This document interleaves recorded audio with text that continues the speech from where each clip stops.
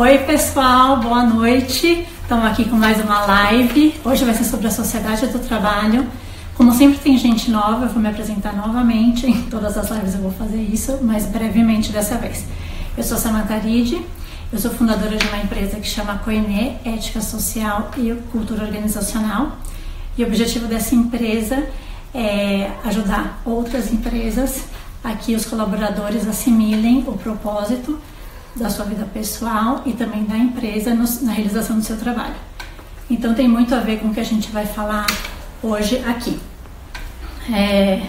Bom, o mesmo esquema, né, que eu gostaria de fazer com vocês é pegar, que vocês possam fazer as perguntas, né?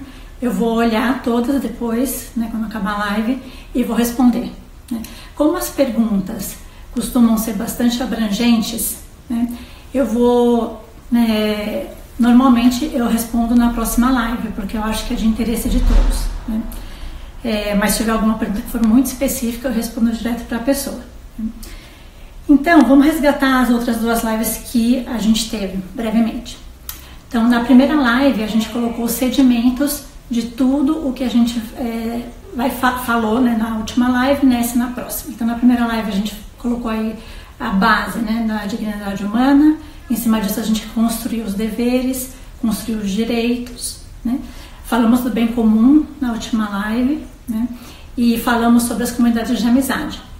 As comunidades de amizade são aquele primeiro círculo dentro de uma sociedade que é composto pela família, pela escola, pelas tradições, pelas amizades, né?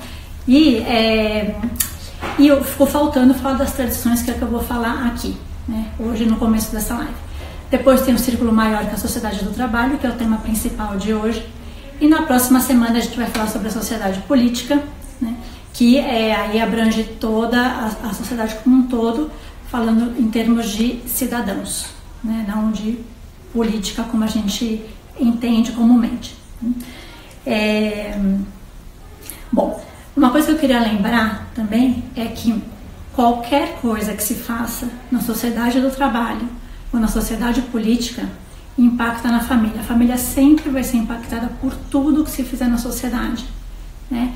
Ela impacta toda a sociedade, como a gente viu na semana passada, uma família onde ali se vive esse amor-afeto, onde as pessoas vivem as virtudes, etc. Então, essa nossa formação inicial é muito importante depois com a nossa atuação dentro de uma sociedade, seja trabalhando, como for, né? E todas as medidas que se tomam nos outros anéis, né, na sociedade do trabalho, na sociedade política, impactam sempre a família. Então, isso é uma coisa interessante, né, para quem é líder, para quem vai ser líder, pensar, né, quer dizer, qual é o impacto que causa as minhas decisões nessa empresa sobre a família, né, a família dos meus colaboradores ou a família numa sociedade geral, né, as pessoas que são responsáveis por desenhar as leis, por aprovar as leis, também tem ali o seu impacto, né? Isso tem que ser pensado sempre em termos de promover a família, né? A gente sabe que a família forte promove uma sociedade forte, né? E uma família que é fraca, desestruturada, vai promover uma sociedade mais fraca, mais fácil de ser manipulada, né? Então eu queria esclarecer alguns conceitos que tem a ver com algumas perguntas que me fizeram, né? Eu mencionei sobre os talentos, né, que tem cada um de nós, né? Então, cada pessoa nasce com determinados talentos, né, são as nossas qualidades. Essas qualidades que a gente tem, não é porque a gente fecha ali na nossa concha e usufrua dela e pense, né, como, nossa, quantas qualidades eu tenho, quantas coisas boas, né, eu posso fazer em meu benefício. Os talentos que a gente tem, eles sempre existem, né, em prol da sociedade. É pra gente colocar em jogo esses talentos que a gente tem. Não tem nenhum sentido esse talento ficar com a gente. Ou a gente sempre pensar, ter sempre um pensamento interesseiro com relação a esses talentos, né? Eu jogo esses talentos, né, porque eu vou recolher outras coisas. Não, né, quer dizer, como a gente falava na primeira live, né, esse princípio personalista, ele vale para tudo que a gente faz, né, que é respeitar e promover o valor de pessoa dos outros. É sempre uma atitude de serviço. Então, esses talentos que eu tenho, com os quais eu nasci, né, eu coloco em serviço da sociedade, né? Seja no trabalho, seja na família, em qualquer esfera. Em qualquer esfera da sociedade, esses talentos que eu tenho para colocar em jogo, né? Para servir a sociedade, para construir a sociedade, né? Para o progresso da sociedade. E, por outro lado, cada ser humano é único, não tem dois iguais, né? Não tem duas Samantas iguais, né? Não tem outro igual a eu. Cada um é único, né? E cada um tem que usar os seus talentos pensando que eu também conto, né? Às vezes a gente pode pensar, não, conta fulaninho, ciclaninha, que tem projeção social, projeção no trabalho, projeção política, então esses fazem. Não, esses não fazem nada sozinhos, né? Todo mundo conta, todo mundo tem talentos e todo mundo conta para construir a sociedade. Não tem ninguém que seja inútil, desprezível ou que não sirva para nada, né? Isso não existe, né? Não existe no mundo, porque cada um é um ser irrepetível, né? E tem as suas qualidades. Depois tem as habilidades que a gente vai adquirindo ao longo da vida, né? Seja a nossa formação acadêmica, coisas que a gente aprende com outras pessoas, no convívio social, no trabalho mesmo, né? E também essas habilidades que a gente adquire para servir melhor, a gente se capacita, né? Eu me capacitei para servir essa empresa. Não, né? Isso a gente vai falar um pouco. Você se capacitou para servir melhor. Como? Através de trabalhar nessa empresa, né? Ou me capacitando para servir melhor a minha família, etc, né? Então as habilidades que a gente adquire também, a gente deve ter esse pensamento, né? Eu estou adquirindo para servir melhor, né? Estou adquirindo para ajudar a construir, né? Para colocar lá o meu pedaço, né? Nessa construção da sociedade. Depois, um outro sentido que a gente tem que pensar, né, que eu acho que é muito interessante, é pensar nas oportunidades que cada um tem, né? Todo mundo que está me assistindo, eu tenho certeza que tem oportunidades na vida, né? Teve uma boa educação, sei lá, uma situação econômica, não vou falar super folgada, mas razoável, né, para conseguir fazer seus estudos, etc, né? Essas são oportunidades que foram dadas para nós, né? Aquela situação, né? Ninguém pediu para nascer na família que nasceu, a gente simplesmente nasceu ali, né? E isso nos deu uma série de oportunidades. Essas oportunidades que eu tive, que eu tenho, para colocar a serviço da sociedade, né? Para melhorar a sociedade, para olhar aqueles que não tiveram a mesma oportunidade que eu tive, né, de estudo, financeiro, ou que seja, né, profissional. Para promover o bem dessas pessoas que não tiveram essa oportunidade. Então, isso dá um outro sentido para a nossa vida, né? Um outro sentido para a nossa vida profissional. Eu estou aqui para melhorar a sociedade, eu tenho que pensar no meu trabalho, ainda que eu não tenha um impacto direto nessas pessoas, isso sempre tem que estar na minha mente, né? O problema de pessoas que não têm recursos não é um problema do Estado exclusivamente, é um problema meu também. A decisão que eu tomo na minha empresa vai impactar essas pessoas, né? Então, isso é muito importante a gente ter em conta, né? As oportunidades que eu tenho, os talentos que eu tenho, as habilidades que eu tenho não são para mim, né? São para servir melhor a sociedade, para construir uma sociedade justa, uma sociedade virtuosa, né? E isso depende de cada pessoa, né? Não existe um grupo de humanidade andando por aí que vai resolver os problemas. Não, existem pessoas virtuosas, pessoas que querem fazer a diferença ali onde estão. E assim a gente melhora a sociedade. Sempre foi assim que se construiu a sociedade. Às vezes desponta uma pessoa, né, um líder mundial, uma pessoa incrível, que inspire e arrasta as outras pessoas, mas o ordinário comum é todo mundo junto, querendo promover aquela sociedade, promover o progresso de todos, puxando todos para cima. Depois o Walter ele fez uma pergunta muito interessante, né? Não sei se eu vou conseguir aqui repetir exatamente as palavras, mas é sobre o bem comum, né? Ele perguntava o seguinte: será, né, que a determinação desse bem comum por apenas um grupo de pessoas, né, não seria perigoso, né? Eu não sei se ele estava pensando no Estado ou que grupo de pessoas seria esse, né? De fato, né, tem gente que tem muito poder na mão, né? Hoje em dia está se falando muito, tem muitos cursos e tem livros e tem, né, sobre o assunto influência e poder, né? Nesse curso que eu fui fazer nos Estados Unidos em fevereiro, era sobre isso, influência e poder. E era muito interessante porque uma das coisas que a gente discutia era a palavra poder, né? Como tem uma carga negativa, né? Talvez porque a gente tenha tido más experiências com pessoas que tinham muito poder na mão e todo o estrago que fizeram, né? Então, claro, sem dúvida, né? Quer dizer que pessoas que têm muito poder na mão, seja o Estado, seja um governante, seja um CEO de uma empresa, o que for, né? Quem for, que tem muito poder na mão, de fato, se só essa pessoa ou só um grupo de pessoas que estão unidas a ele decidem sobre qual é o bem comum que eu acho que tem que viver essa sociedade, essas pessoas que pensam aqui, isso é muito complicado, né? De fato, é algo perigoso.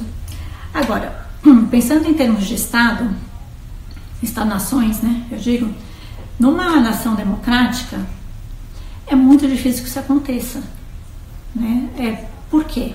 Porque a gente tem órgãos fiscalizadores, a gente tem instituições, né, que fiscalizam umas às outras, com mais ou menos eficácia, o que for, né, com suas deficiências, porque a gente sabe muito bem, isso a gente vai falar na semana que vem, na próxima nessa quinta-feira, não existe democracia perfeita, né?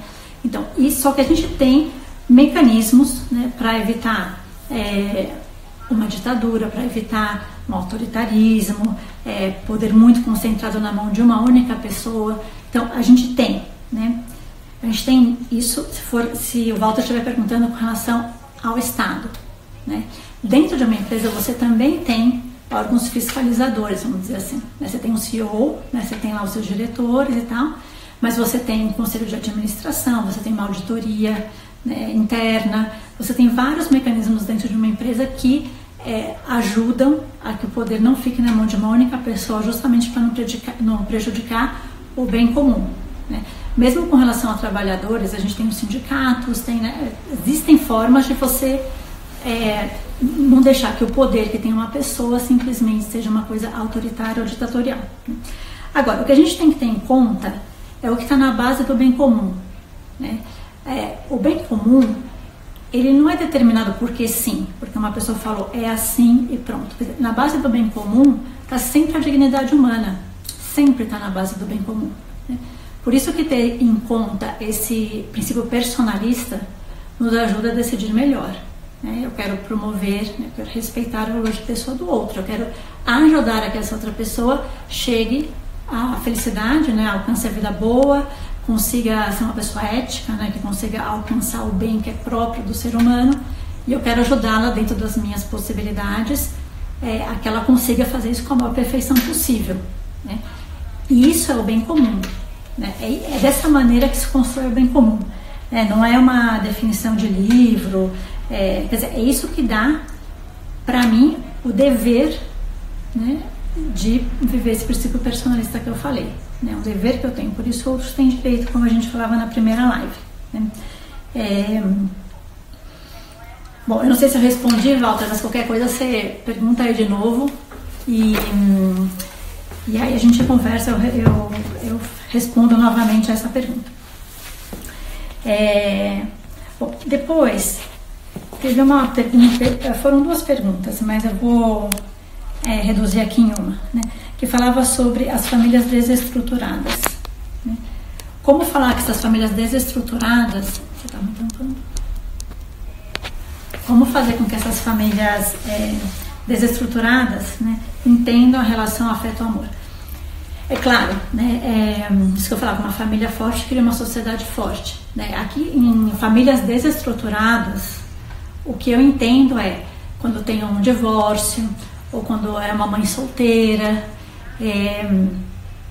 famílias que tiveram esses tipos de trauma, violência doméstica, né? Isso é uma família que eu entendo que é desestruturada, né? É claro que esse tipo de coisa, né, você tem filhos, ou a própria pessoa que padeceu isso, né, esposa, marido, deixa sempre marca, né? Não é válido dizer, né, nossa, né, você está lá na porta da escola esperando sua filha, né? E daí a sua filha chega em casa e fala, mãe, os pais de fulaninha se separaram, né? E aí você pensa, bom, hoje em dia tem tanta separação, né, que a criança já está habituada, né? Não, a criança nunca vai estar habituada a uma separação, nunca. Isso não existe, isso sempre deixa marca. Por mais que às vezes as crianças escondam e etc. Cada uma vai ter o seu mecanismo de defesa, né, dessas situações. Mas, claro, para que uma família seja forte, quer dizer, os dois membros, o pai e a mãe, têm que participar nessa educação do filho, né, dos filhos. Não basta só a mãe, não basta só o pai, né, tem que ser os dois. A falta de um sempre vai ser prejudicial, né? Às vezes a gente achava que só a falta da mãe, mas isso não é verdade, né? O pai também faz muita falta, principalmente na adolescência. Então, de fato, é difícil. Agora, não dá para ser determinista, né? Uma pessoa que nasceu, cresceu numa família desestruturada, sei lá o que, não, né? Cada caso é um caso. Existem, a gente pode falar, né? Às vezes, não sei, a pessoa tem uma família desestruturada, mas tem um amigo do lado que ajuda, né? Tem um professor na escola, né? Enfim, tem muitos casos bastante complicados, tem que ser visto um a um, mas isso não pode ser visto de uma maneira determinista, né? Eu trabalhei muitos anos em contato com ONGs, né, que promovem a educação de meninas, né? E, de fato, muitas provêm de um ambiente familiar bastante complexo. Mas através da educação você pode criar mecanismos de defesa, vamos dizer assim, dessa pessoa, né, em que ela pode superar aquela falta de afeto, de amor, de reconhecimento que ela teve, que ela não teve dentro de casa, né? Mas ela pode ter outras fontes, né? E não quer dizer que porque é assim ela vai crescer torta, ou não vai contribuir para a sociedade, ou vai ter sérios problemas. Tem gente que vai ter sérios problemas, vai precisar de uma terapia, vai precisar de uma série de coisas, mas não é uma pessoa perdida para a sociedade. Isso que eu queria deixar claro, né, que cada caso é um caso. Bom, então agora vamos entrar na sociedade do trabalho, né? Esse é um assunto que está bastante na pauta, né, porque agora se fala, né, se cunhou uma expressão por causa da pandemia, que é o novo normal, né? The new normal. Nunca mais seremos como antigamente, né? Os trabalhos vão mudar, né? Isso falam, né? Tudo é home office, etc, né? E a gente está vendo mesmo umas revoluções aí, vamos falar sobre isso, né? Então acho que é um assunto quente, mas como sempre eu vou colocar aqui uns fundamentos para a gente conseguir montar o raciocínio em cima de tudo que está acontecendo no mundo e também aqui principalmente no Brasil, né? Bom, então o que é a sociedade do trabalho, né? A sociedade do trabalho é a realização da vida boa, né, fora do âmbito particular, do âmbito familiar, né, fora dessa comunidade familiar, comunidade de amizade, né, da família, da escola, de tudo isso, né? E se define, e que define socialmente o sujeito, né, a pessoa. Então, muitas vezes vão apresentar a gente, né? Você é fulaninha, né? Você é Samanta, publicitária, né? Fulaninha, advogado, né? E define a pessoa dentro de uma sociedade, né? Então, o trabalho humano dá todo esse sentido em busca da vida boa, né? E o sentido do trabalho também, né, passa, né, pela realização de uma vocação que a gente tem, né, para chegar a uma vida boa. Uma vocação profissional, né? A gente tem tendências, né? A gente tem gostos particulares, aptidões, né? Isso não quer dizer que a gente não possa desenvolver outras segundo a necessidade, porque é verdade que às vezes a gente não pode se dedicar por algum período ou durante um longo tempo àquele trabalho dos sonhos, né? Porque existem circunstâncias, existem limitações, e a gente pode aprender novas habilidades e também através desse trabalho, que a princípio não seria aquele que eu teria escolhido, né, eu posso ser feliz e que eu chegar à vida boa, né? Então o trabalho, o que ele faz, né? Ele faz com que eu consiga adquirir bens, né, seja esses bens materiais ou culturais, né? Quando eu falo culturais, eu falo de educação, eu falo de cultura em si, que a gente diz, né? Arte, todas essas coisas que nos complementam enquanto seres humanos, né? Para a comunidade de amizade, né? É o trabalho para dar à comunidade de amizade aquilo que ela não consegue sozinha, né? Então isso é muito interessante. Por quê? Porque todo mundo é dependente um do outro. Não, isso do individualismo é uma ilusão, mais ou menos eu falo. Você depende sim dos outros. No mais básico, que é esse amor-afeto, né? Esse saber que você é amado incondicionalmente, etc., né? Até o mais material possível, né? A gente depende um dos outros. Nós somos seres que vivem em sociedade, que crescem somente em sociedade. Então, nós precisamos um dos trabalhos dos outros, né? Por isso que todo mundo conta, por isso que não cabem preconceitos com relação à classe social, né? Cabe, né? Quer dizer, eu tenho luz na minha casa hoje, por quê? Né? Porque tem gente que trabalha nisso, tem gente que está constantemente arrumando torres de energia, né? Para que não falhe, né? E etc e tal. Então, a gente depende das pessoas, isso sempre, né? Em troca do meu trabalho, eu obtenho esses bens, né, para a comunidade de amizade, né? Em particular, eu obtenho os bens necessários para a minha família, né? Que podem ser, como eu falei, materiais ou culturais. Também inclui aí lazer, também inclui aí viagens, né? Coisas que a gente tem necessidade. E para que existe o trabalho, né? O trabalho ele existe desde os primórdios, né, para dar uma solução, né, para dar uma solução à escassez que a gente tem, não só de meios, mas também de dificuldade para conseguir prover todo o necessário dentro de uma comunidade de amizade, né? A família, né, precisa adquirir bens de outros. Ela não consegue fazer tudo sozinha, né? Por mais que ela tenha uma horta em casa, por mais que ela crie um gado, ela vai precisar de insumos, ela vai precisar do trabalho de outras pessoas, né? Isso sempre, né? Então o trabalho ele surge dessa necessidade de conseguir uma solução a essa escassez, né? O trabalho ele dá dignidade ao ser humano. Isso é muito importante, né? A gente entender, né? E eu vou dar um exemplo para vocês. Uma vez eu fui fazer um trabalho de voluntariado no Ceará. A cidade chamava Horizontes, fica perto de Fortaleza, né? E a gente foi numa comunidade, tipo uma Coab, né? Não sei como é que chama essas casas populares, tipo Minha Casa Minha Vida, e era lá o trabalho.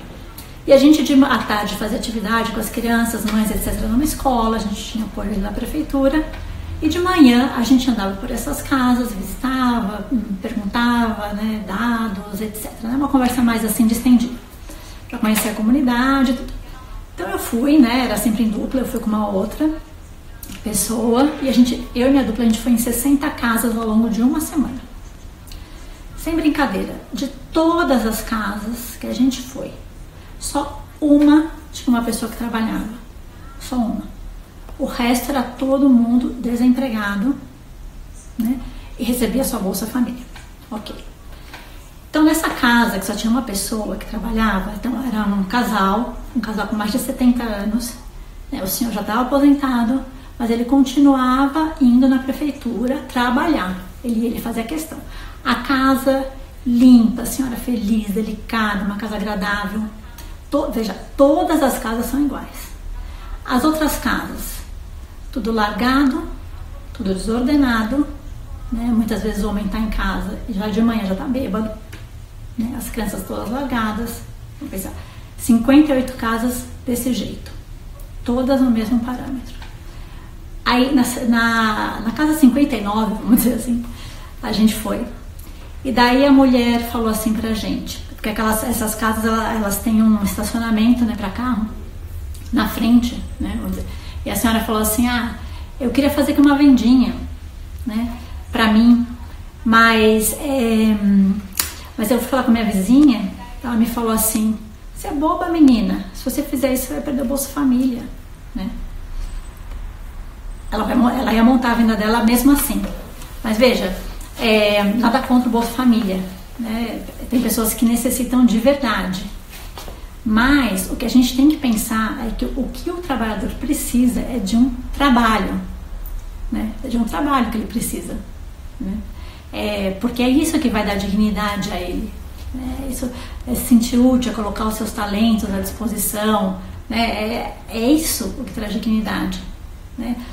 Bolsa Família e outros auxílios desse tipo, eles são, como eu diria, é um subsídio do governo, não deveria ser para sempre, né? Mas eu sei que a gente tem uma conjuntura, não só a gente, né?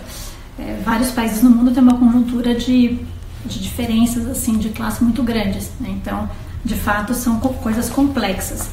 Mas o que a pessoa precisa, o que dá dignidade a ela é esse trabalho, né? Porque ela tem a vocação para isso. É a maneira como ela faz com que a sociedade cresça, né? Com que o mundo se transforme, né? Com o trabalho das nossas mãos, né? É isso que nos dá dignidade.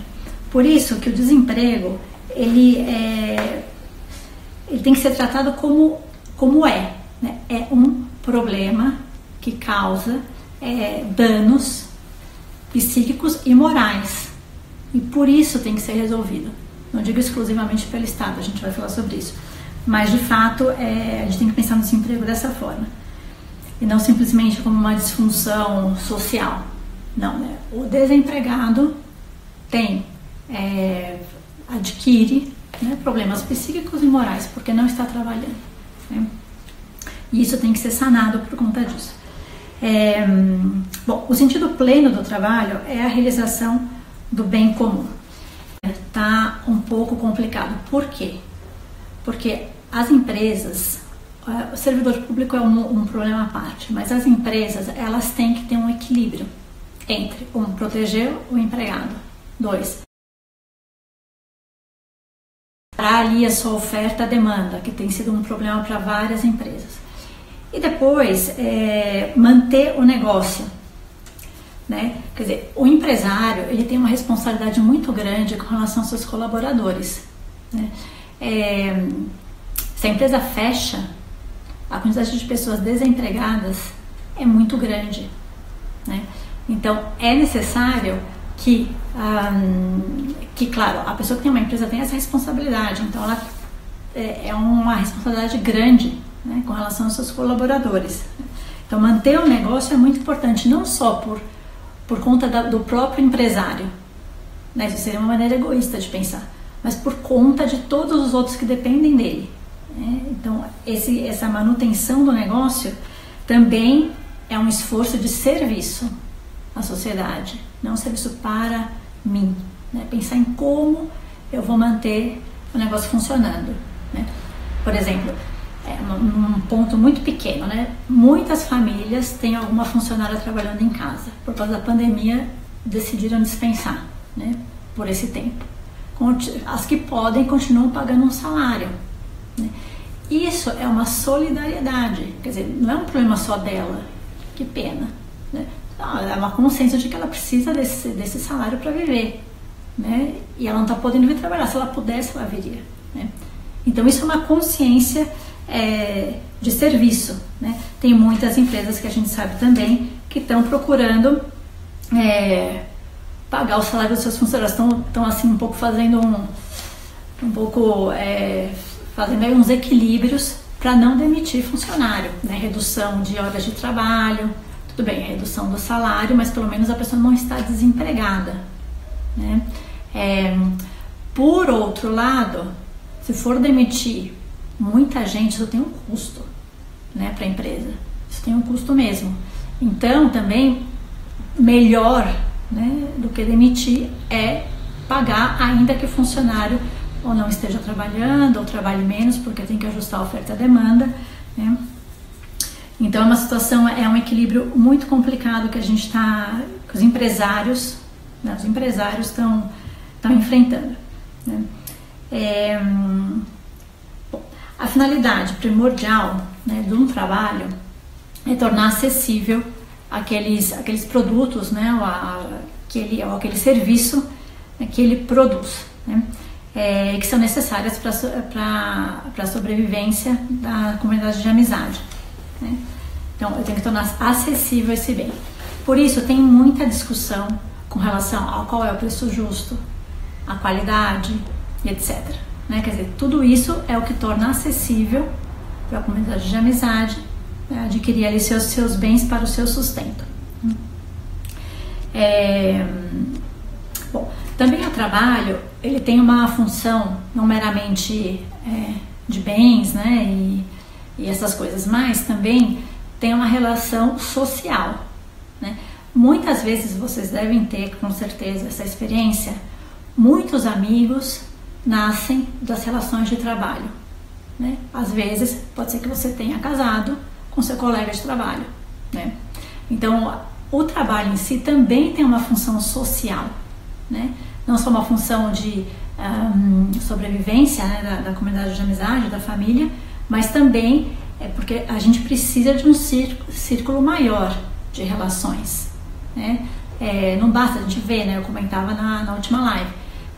Muitos de nós têm tentado estar em contato com os amigos, fazendo videoconferência, etc. Por quê? Porque só a família não basta, a gente necessita expandir, né, esse potencial de amor e afeto a outras pessoas fora do nosso círculo familiar, né? Bom, todos têm o direito e o dever de trabalhar, né? Todos. O que acontece, o que tem acontecido, bom, agora mudou isso, né, um pouco por conta da pandemia, mas o que a gente via? A gente via duas situações. Uma é essa ânsia de realização pessoal, né, que nasce desse individualismo, né, preciso me realizar, ter sucesso, né, esses livros esses best-sellers, né, como cheguei ao topo, né, 5 dicas, né, de sucesso, como ficar rico, todos esses livros que vendem, né, e que te dão assim aquele caminho do sucesso, né. E muitas vezes toda essa dedicação que pode abarcar muitas horas do dia pode levar a que a gente descuide de coisas que são essenciais. Família, atenção à mulher, aos filhos, amigos, a gente acaba se isolando, porque tudo que a gente pensa é trabalho. Às vezes isso pode estar também motivado por uma visão consumista, né? Trabalho, porque o que eu quero é viajar. Então eu trabalho, gosto de dinheiro, mas o que eu gosto mesmo é de viajar, né? Ou consumir coisas, ter cada vez mais coisas sofisticadas, né? Um status, né? Então tudo isso é uma mentalidade errônea do trabalho que não te leva à vida boa, com certeza, né? Que te coloca em perigo de não viver uma vida ética, né? Uma vida que procura alcançar o bem que é próprio do ser humano, né? E por outro lado, né, uma outra atitude de viver o trabalho, a vida de trabalho, como se ela fosse desconectada de alcançar a vida boa. Eu trabalho porque precisa, né? Eu não sei, né? Quer dizer, o Spotify tem uma propaganda, se você não assina o Premium, como eu, por exemplo, que faz um tempinho que eu não escuto, mas que era assim, a vida, como é que era? Já tem tanta coisa chata na vida, né? Pagar boleto, não sei o que, trabalhar. Eu escutei isso e falei assim, gente, então tá bom, então sei lá, se joga aí do quinto andar, porque como assim, né? Você passa o filé mignon do seu dia, você passa trabalhando, né? Você não pode encarar o trabalho como um peso, né? Você trabalha para viver o fim de semana, alguma coisa está errada, e muitas vezes não é com o seu trabalho, é com você, né? É com a maneira como você enxerga o seu trabalho, né? Então, que problemas que a gente tem, né? E vem vindo, né? Tem dois problemas, não, vamos dizer, são desafios da sociedade, né? Que a gente tem que encarar e ver que solução a gente dá para isso. Primeiro, a automação, que já vem vindo há um bom tempo, né? E agora a tecnologia, né? Que isso é antes da pandemia, que já estava causando, já tinham, né? Muitas previsões sobre desempregos e obsolescência de determinadas tarefas, né? E, enfim, então tinha já toda uma preocupação com relação às pessoas que ficariam desempregadas porque não teriam habilidades para lidar com a nova tecnologia ou porque a própria atividade seria feita por uma máquina, né? Essas automações, né? Então isso tudo já era um desafio antes da pandemia. O que a pandemia fez? Ela acelerou, né? Ela acelerou esse processo, porque agora a gente está precisando trabalhar no meio, né, de muita tecnologia, né? Então esse tipo de coisa acaba acelerando, né, o processo, né, mas não é que seja uma coisa que surgiu agora, é que seria mais lento, né, mas agora adquiriu um ritmo maior, né. Bom, o que vai acontecer, que já está acontecendo, né, o desemprego, ele tem custos para todo mundo, né, ele tem custos para o empregador, né, porque demitir uma pessoa te gera custo financeiro, te gera perda de conhecimento dentro da empresa, você perdeu aquele conhecimento que tinha, foi embora com a pessoa, né. Depois, gerar encargos para o governo, a quantidade de pessoas pedindo seguro-desemprego, assim, é gigante, né, gigante, e vai continuar aumentando, né, e evidentemente, principalmente, gerar muitos problemas para o trabalhador, né. Então você pensa, eu estou desempregado, mas por conta da pandemia, o mercado de trabalho vai diminuir, porque as empresas vão ter que enxugar, né, e até adquirir, até sair da crise, até começar a crescer de novo, né. Então, o que eu vou fazer, né, com isso? Eu enquanto empresário, ou eu enquanto governo? É um problema, né, não tem aqui a solução, é problema mesmo, né, e a gente tem que colocar a cabeça para pensar, né, para evitar esses danos psíquicos e morais que eu falava para vocês. Numa grande porção da sociedade, como que a gente vai resolver os problemas que podem vir dessa situação de desemprego, né? Famílias quebradas, separadas, violência doméstica, indigência, drogas, violência, né? Então, isso gera problemas sociais bastante graves, né? E a gente tem que procurar pensar no que a gente vai fazer. No Brasil, se prevê, por enquanto, veja, porque esses números mudam de dia para dia, entre 15% a 20% de desemprego até o fim do ano. Isso é muita coisa, 20% da sua população desempregada é muita crise, né? Então a situação, ela é mesmo complicada, né? Então o que o governo tem feito? O que as notícias, né, que a gente escuta ou lê, né? Então, tem duas frentes, né? Primeiro, esse plano, né, que se não me engano chama Plano Brasil, agora eu já não estou lembrando o nome exato, mas que é esse investimento em infraestrutura. No primeiro momento se pensava que era infraestrutura de vamos construir coisa, tipo estádios da Copa, né, que a gente sabe muito bem que acontece com dinheiro nesse tipo de investimento em infraestrutura. Agora já estão falando que é continuar as obras que já estavam em andamento e continuar, né? A questão que tem em torno disso, né, porque isso é uma maneira de você empregar pessoas, é verdade, investimento em infraestrutura, mas é o momento de fazer essas obras, não vão ficar obsoletas, né? Como que você vai ter um controle fiscal disso, né, que foi uma coisa que não houve nos estádios da Copa e toda a infraestrutura de Olimpíada, etc., né?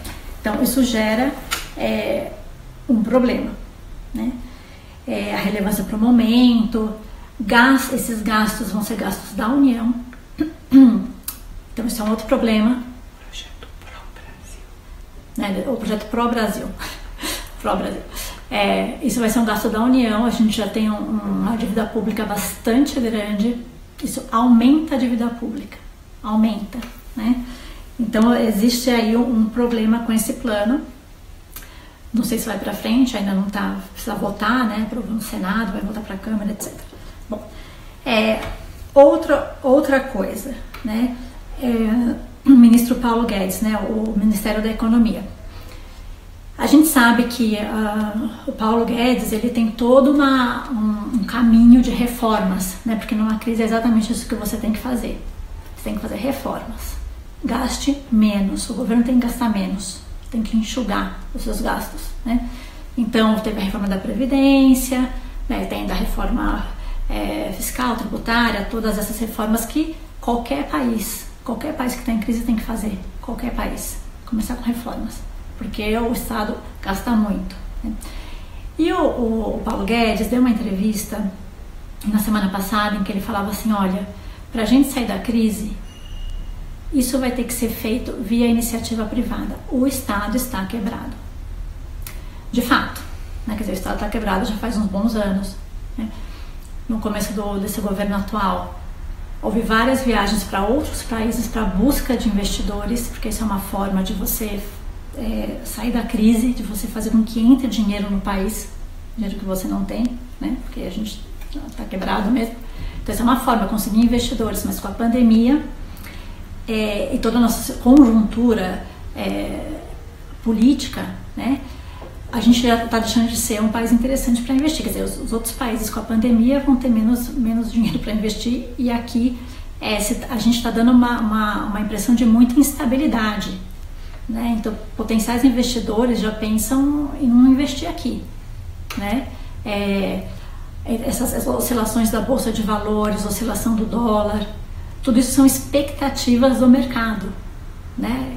Então, qualquer problema que dá desentendimento dentro do governo, que são coisas que a gente tem visto agora nas últimas semanas, isso causa muita insegurança e o mercado reage.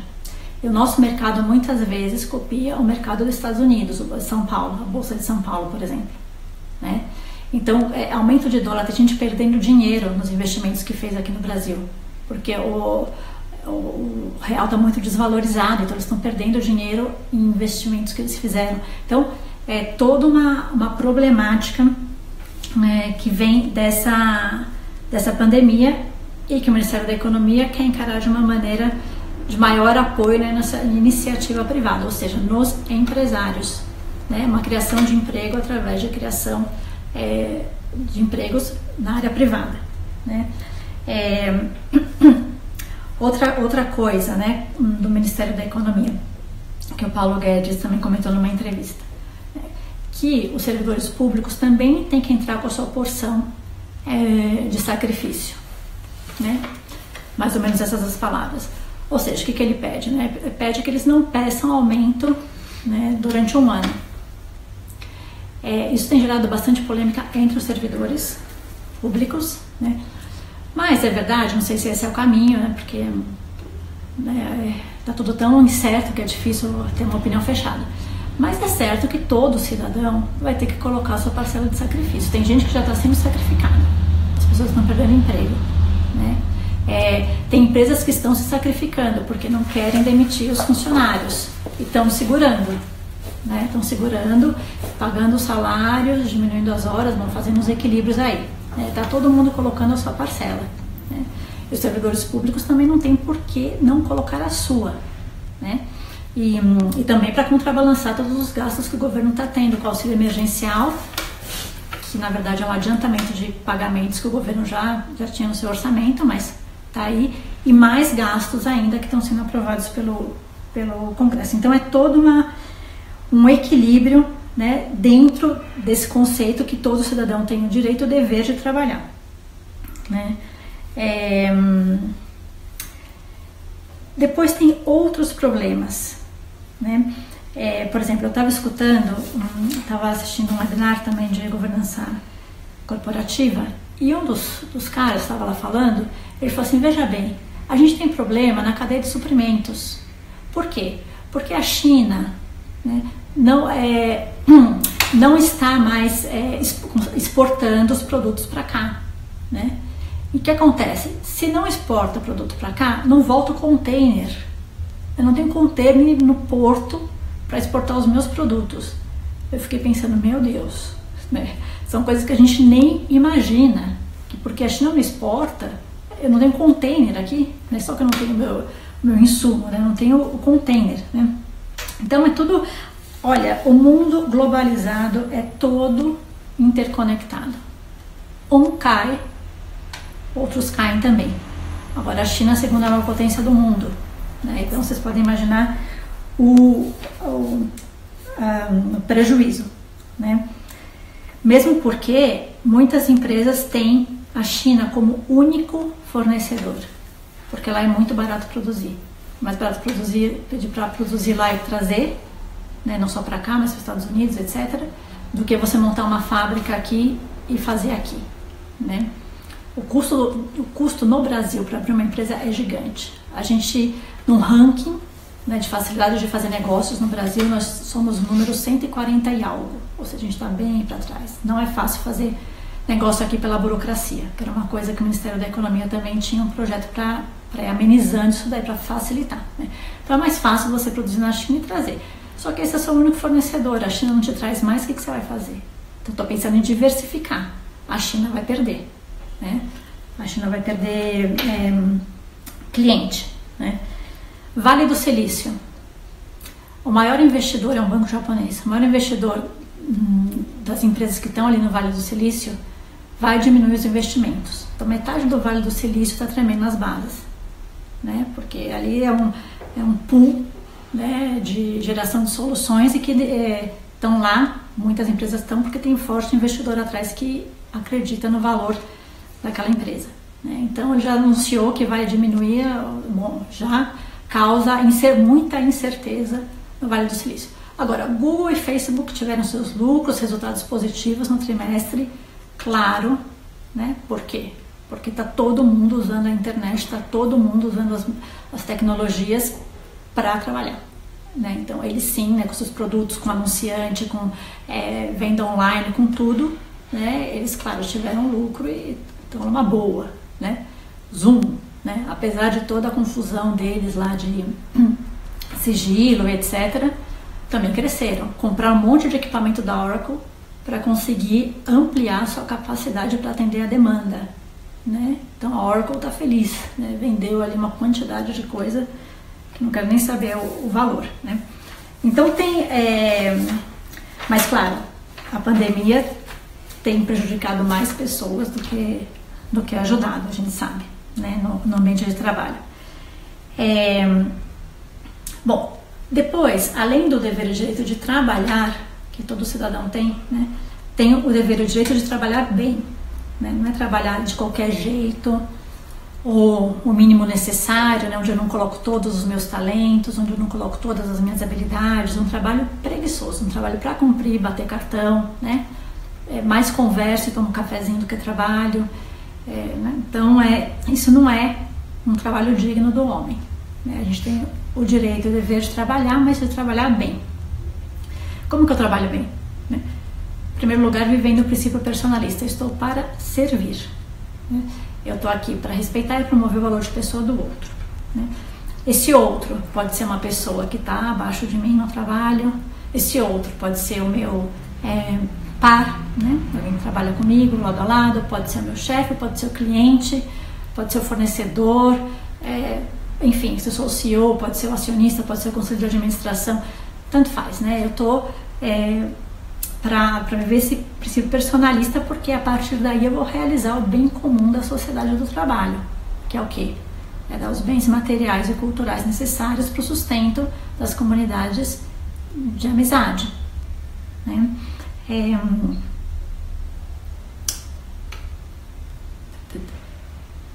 Bom, além de trabalhar bem, vamos dizer, colocando as habilidades, desenvolvendo virtudes, etc., né?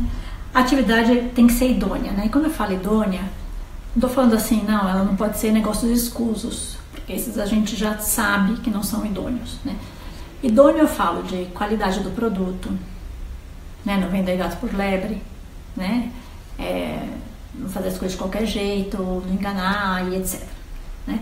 Então, a qualidade técnica, a qualidade ética do seu trabalho, o preço justo, que isso é um ponto bastante complexo, né, da gente abordar. É complicado saber qual é o preço justo, de fato, compor preço não é fácil. Profissionalismo, né? E que eu faça que tudo isso sejam bens acessíveis, né? Tem distintos tipos de bens para distintas classes sociais, mas que sejam acessíveis àquelas pessoas que precisam consumir aquilo, né? Aqui dentro, né, entre o trabalhar bem, eu queria incluir o home office, né? Que é uma coisa que tá aí, né? Uma parte das pessoas está trabalhando em casa, né? E isso é uma discussão, né? Isso vem para ficar, não vem para ficar. É difícil, eu já falei para vocês, não existe bola de cristal, a gente está em épocas de incertezas, Agora, você tem os prós e os contras. Quando a gente pensa em home office, a gente tem que pensar, para a pessoa fazer home office, a empresa tem que dar os meios necessários. Mesa e cadeira adequada, né? Muitas vezes você não tem isso em casa, né? O notebook, né? Todos os insumos que você precisa, né, para fazer isso, a internet, né? Qual que é a velocidade de internet da casa da pessoa, que ela possa fazer reunião, meetings, e que não caia a internet, ou que ela consiga escutar, que não é. Então, o home office é todo um pacote, não é só estou trabalhando de casa, é tudo, né? E que a empresa tem que disponibilizar para o seu profissional, né? Para o seu colaborador, né? Isso por um lado. Depois, vocês devem ter experiência com vocês mesmos ou com amigos, que muita gente está trabalhando muito mais em casa do que o que trabalhava no trabalho, né? Ah, nossa, está produzindo sempre. O que pode acontecer não é que assim aumentou a produção, né? Aumentou a produtividade, isso pode ser, né? Mas o que pode ser também é que não existe um limite, né? Não existe um limite, agora eu estou em casa, agora eu trabalho, porque eu estou sempre em casa, né? Então começa já a invadir outras esferas, né? Quando eu vou para o trabalho, eu volto do trabalho. Algumas vezes eu vou ficar até mais tarde, mas se Deus quiser, a maior parte das vezes não, né? Então isso pode gerar um problema, né? Dentro da família especificamente, e também para a própria pessoa, que nunca descansa, né? Que trabalha ali 7 dias por semana, 24 horas por dia, né? Isso não é digno da pessoa, ninguém aguenta, né? Ninguém aguenta uma situação dessa, né? A cabeça não aguenta, o físico não aguenta, então precisa ter esses limites dentro quando se faz home office. Nem todo mundo tem esse perfil e nem toda empresa sabe como trabalhar com uma pessoa em home office, né? Isso é necessário uma mudança em estilos de liderança, não é a mesma coisa, né? E aí é toda uma transformação, né? Depois, uma outra situação que eu queria comentar com relação ao home office é que o trabalho ele tem uma função social também, né? Se você fica na sua casa, com quem que você se relaciona? Não é a mesma coisa fazer um call, né, com uma pessoa, né? Não é, né? Nada substitui, né, o relacionamento humano, um a um. Então, isso tem que ser visto com muito cuidado, né? Porque a gente necessita de ir ao encontro do outro, né? Eu necessito estar com as pessoas, né? O ambiente de trabalho é um ambiente onde eu faço amizades, encontro pessoas diferentes de mim, né? Então isso é um fator que eu gostaria que vocês pensassem, né? É uma situação atual, home office, ok, né? Mas será mesmo que é bom fazer isso sempre, né? Eu tenho as minhas dúvidas quando a gente pensa em quem é o ser humano e como a gente funciona, porque nós somos seres sociais por natureza, né? E nesse campo a gente sabe que a família não basta para as nossas relações sociais, a gente precisa do outro círculo, que é a sociedade do trabalho, né?